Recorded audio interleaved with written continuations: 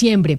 En los últimos años, Chile ha marcado la tendencia de lo que va a pasar en América Latina. Así fue con las manifestaciones estudiantiles, posteriormente con la elección de Boric a la presidencia, y ahora será que vuelve a girar Chile a la derecha con el señor Antonio Kast, que perdió con Boric, el actual presidente chileno. Las encuestas pues no mostraban el resultado que se dio el fin de semana. Sin embargo, la encuesta más acertada el fin de semana fue Panel Ciudadano. Y su director, el señor Juan Pablo Lavín, nos atiende a esta hora en Blue Radio. Señor Lavín, bienvenido. Mil gracias por estar con nosotros. ¿Cómo estás, Camila? Muchas gracias por la invitación y también por la cortina con los prisioneros. Ay, no, pues teníamos que ponerle música a ustedes y música chilena que ha pues inundado a todo el continente históricamente. Pero, señor Lavín, ¿qué fue lo que pasó con las encuestas? Porque ¿fue sorpresivo o no fue sorpresivo este resultado en donde los extremos fueron finalmente los que terminaron ganando y el centro, que muchos daban por garantizado que iba a pasar a segunda vuelta, pues no lo logró? Bueno, la realidad es que todas las encuestas anticiparon que Janet Jara y José Antonio Kast pasarían a segunda vuelta. La real sorpresa fue el tercer lugar, los 20 puntos de Franco Parisi. Y para explicar eso, es muy relevante que sepan que en Chile, desde la vuelta a la democracia en Chile, en las elecciones presidenciales votaban alrededor de 7 millones de personas. Y esta fue la primera elección presidencial con voto obligatorio, donde votaron 13 millones de personas. Y esos 6 millones de personas, casi la mitad, o sea, casi se duplicó en el fondo la votación en esta elección, fueron los más complejos de estudiar, digamos. Y ellos dieron la sorpresa con este 20% de Franco Parisi. Pero quienes pasarían a la segunda vuelta, eso estaba bastante bien pronosticado. Otra sorpresa, eso sí, Camila, es que... perdón, que me están dando un llamado. Otra sorpresa, Camila, es que el porcentaje de Janet Jara, la candidata oficialista, fue más bajo de lo esperado. Eso sí es verdad. Y un poco más alto el de José Antonio Kast. Pero entonces eso quiere decir, según los resultados y las sorpresas que se dieron, es que lo más probable es que el 14 de diciembre quien gane y quien pueda llegar a la Casa de la Moneda sea el señor Kast. Efectivamente, si tú sumas la votación de Evelyn Matei, que viene siendo la centro derecha, sumas también a Johannes Kaiser, que vendría estando a la derecha, más a la extrema derecha de José Antonio Kast, ya sobrepasa el 50%. La votación de Franco Parisi, que fue la sorpresa, se divide más o menos 50 y 50 por ahora. Y la candidata Janet Jara requiere el 100% y más de esa votación. Por lo tanto, la esperanza del oficialismo, después de los resultados de la primera vuelta, prácticamente se fumó. Eso le iba a preguntar, doctor Lavín, porque en el año 2021 Parisi pidió votar por Kast. En este año ha dicho que, bueno, que está abierto a hablar con los dos y que va a ver aquí qué pasa. En este momento usted dice irían 50-50 esos votos. Si finalmente hay negociación y, por ejemplo, termina con Jara, ¿podría darse la vuelta o no alcanza? O sea, casi que ya Kast en cualquiera de los escenarios está en la moneda. Yo creo que en cualquiera de los escenarios, porque de hecho el mismo 2021 él traspasó su voto o su apoyo, digamos, a José Antonio Kast, y al menos según nuestros estudios sus votantes no actuaron de esa manera. Son votantes que no necesariamente siguen lo que le mandata, en este caso, Franco Parisi. Por lo tanto, independiente de lo que él diga, lo que hay en lo más profundo de este votante es un hastío, un voto opositor, un voto de impugnación.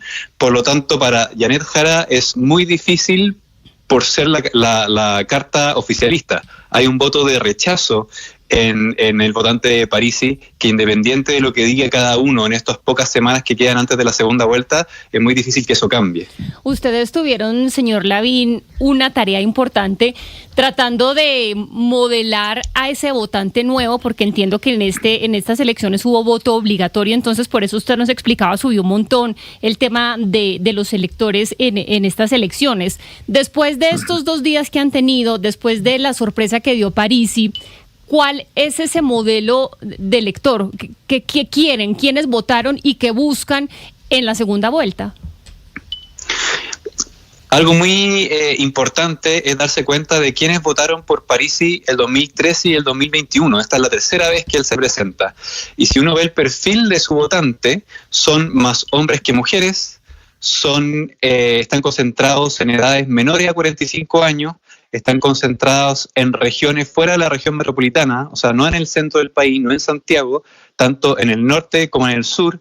Dentro de las mismas regiones están más lejanos de los centros urbanos, están en las periferias, y entonces el potencial de Franco Parisi para esta elección se multiplicó, porque si uno veía el perfil del 2013 y el 2021, se comunica o es muy parecido a estos 6 millones que entraron para esta elección. Ahora, las ideologías que tienen estas personas son prácticamente nulas. Uno podría decir que son un poco más individualistas, son mucho más prácticos y pragmáticos, se dejan llevar de alguna manera, no lo estoy diciendo en sentido despectivo, pero más por titulares que por reformas más profundas o visiones de largo plazo. Eso le juega un flaco favor a la centro derecha y a la izquierda. En el fondo, toda la política tradicional de Chile se ve muy afectada con este votante obligado. Uno podría decir que más que por esta característica como pragmática y práctica se podría acercar un poco más hacia la derecha que hacia la izquierda, menos ideológico, un poco más individualista, un poco más centrado en la economía, pero en realidad ellos, si a uno le pregunta cómo se autoclasifican, no se autoclasifican ni en la izquierda ni en la derecha. Señor Lavín, permítame preguntarle un poco por la historia que tienen las encuestas. Y se lo digo porque en Colombia hay una nueva ley de encuestas que es bastante estricta.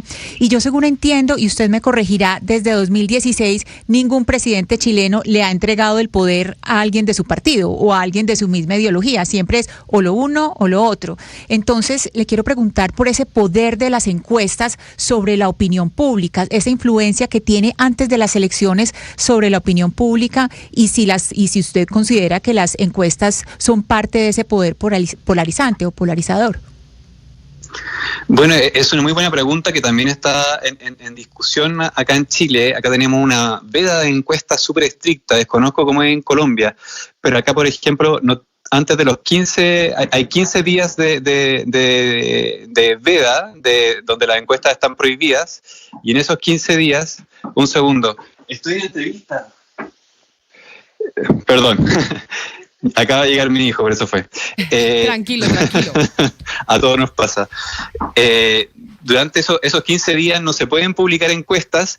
¿Y qué es lo que hace eso? Que en verdad, independiente de que no se puedan publicar en medios tradicionales, corren por todo tipo de WhatsApp, redes sociales, y eso hace mucho más difícil el accountability de las encuestas. En el fondo, uno no sabe bien cuáles son reales, cuáles no, cuáles de hecho, yo mismo, por ejemplo, vi informes que no eran de nosotros, pero que tenían nuestro logo, y esos claramente lo único que quieren hacer, de una forma de fake news, digamos, es en el fondo tratar de cambiar el balance de fuerzas y hacer que gente por voto útil se incline por un candidato o por otro. Es súper difícil cómo aproximarse a ese problema. Lo que sí sabemos es que la veda de 15 días no es una buena manera de afrontarlo. Al final es opacar, poner un manto de duda entre las encuestas. Quizá una medida podría ser que la empresa encuestadora se inscriban con algún ente regulador, que esté viendo su metodología, todo ese tipo de cosas, pero no que por 15 días exista este manto de duda donde en realidad se siguen haciendo encuestas, y encuestas que en verdad no están midiendo a la población, sino que solamente quieren tener efectos electorales. Pues es Juan Pablo Lavín, eso que está pasando allá, aquí también tenemos veda, y obviamente también estamos con encuestas a través de WhatsApp y de redes sociales, y entonces lo que están mirando es cuántos trinos tiene uno y cuántos trinos tiene el otro, y eso muchos consideran que termina siendo más perjudicial para la democracia. Señor Juan Pablo Lavín, gerente de Panel Ciudadano, felicitaciones por ser la encuesta más acertada en Chile, y entonces pues nos hablamos para las elecciones, para la segunda vuelta, para el 14 de diciembre. Ustedes ya dan casi que por hecho que el próximo presidente de Chile es el señor Kast. Sí, de hecho, Camila, hicimos una encuesta ya y nos está dando la proyección 60-40. Sería una votación histórica tanto en la distancia como en el volumen de votación. Como dije en un principio, están votando 13 millones de personas por primera vez en Chile.